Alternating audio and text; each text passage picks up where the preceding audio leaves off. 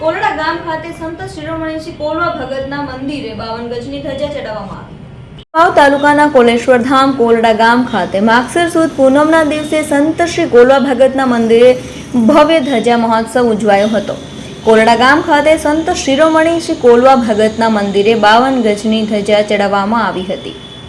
52 ગજની ધજાના યજમાન ચિરાગભાઈ વજુભાઈ કિકાણી દ્વારા 52 ગજની ધજા ચડાવવામાં આવી હતી। વિકાસભાઈ બાલુભાઈ કિકાણીના નિવાસ સ્થાનેથી 52 ગજની ધજાની પૂજન વિધિ કરીને આખા કોલડા ગામમાં શોભાયાત્રા કાઢવામાં આવી હતી। શોભાયાત્રામાં બહોળી સંખ્યામાં ભાવિ ભક્તો હોશભેર જોડાયા હતા।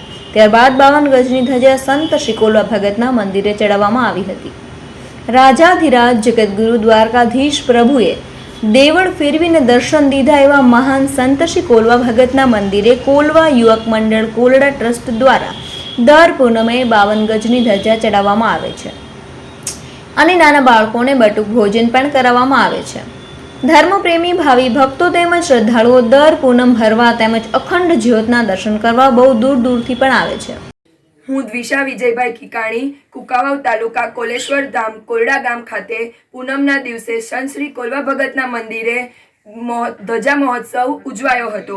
કોલડા ગામ ખાતે સંત શ્રી કોલવા ભગતના મંદિરે 52 ગજની ધજા ચડાવવામાં આવી હતી। તેમના યજમાન ચિરાગભાઈ વજુભાઈ કિકાણી દ્વારા 52 ગજની ધજા ચડાવવામાં આવી હતી।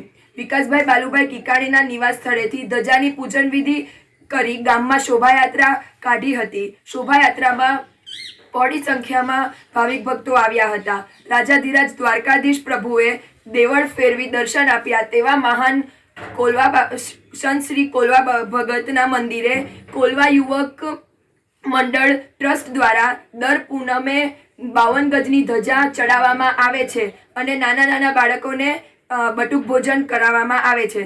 ધર્મપ્રેમી ભાવિક ભક્તો દર પૂનમે તેમજ અખંડ જ્યોતના દર્શન કરવા દૂર દૂરથી પધારે છે। જય કોલવા ભગત, જય દ્વારકાધીશ।